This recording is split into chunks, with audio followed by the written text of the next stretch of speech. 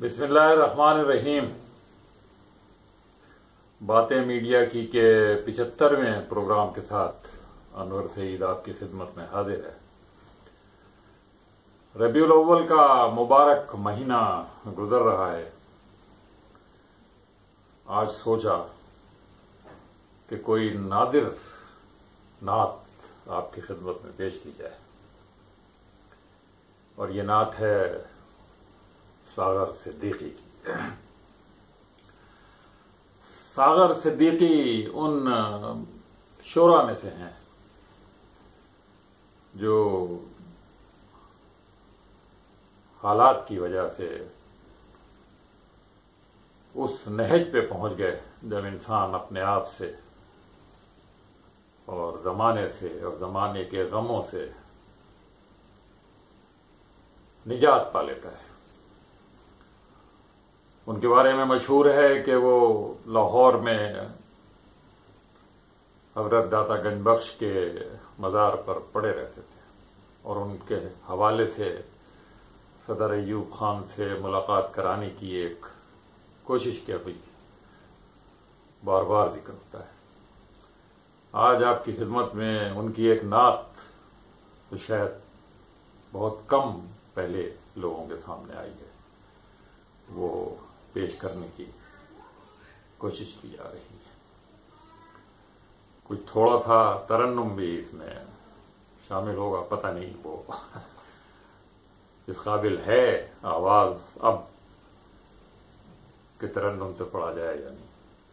بہرحال نعت سنیے۔ بزم کونین سجانے کے لیے آ پائے، شمع توحید جلانے کے لیے آ پائے، بزم کونین سجانے کے لیے آ پائے، شمع توحید جلانے کے لیے آ پائے، ایک پیغام جو ہر دل میں اجالا کر دے، ساری دنیا کو سنانے کے لیے آ پائے، ساری دنیا کو۔ ایک مدت سے بھٹکتے ہوئے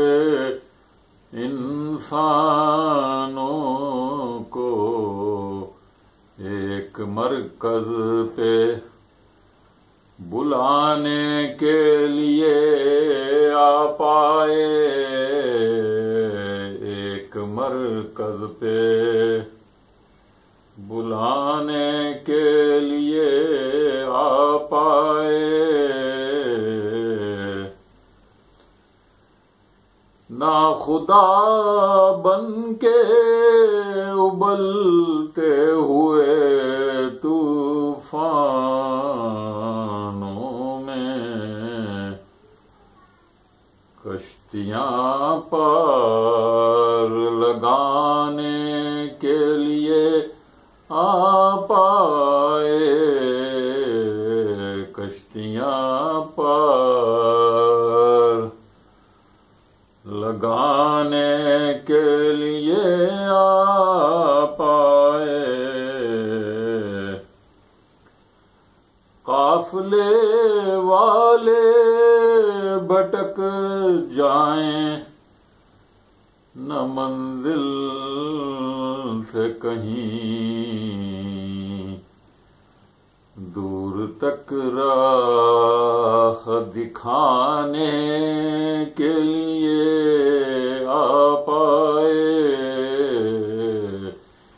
دور تک راہ دکھانے کے لیے آ پائے، چشم بیدار کو اسرار خدائی بخشے، چشم بیدار کو اسرار خدائی بخشے، سونے والوں کو جگانے کے لیے آ پائے، سونے والوں کو جگانے کے لیے آ پائے، بزم کونین سجانے کے لیے آ پائے، شمع توحید جلانے کے لیے آ پائے۔ یہ اصغر صدیقی کی نعت تھی۔ ایسی ہی کسی نادر نعت کے ساتھ انشاءاللہ پھر اگلے پروگرام میں حاضر ہوں گے۔ اب انور سعید کو اجازت دیجیے، اللہ حافظ۔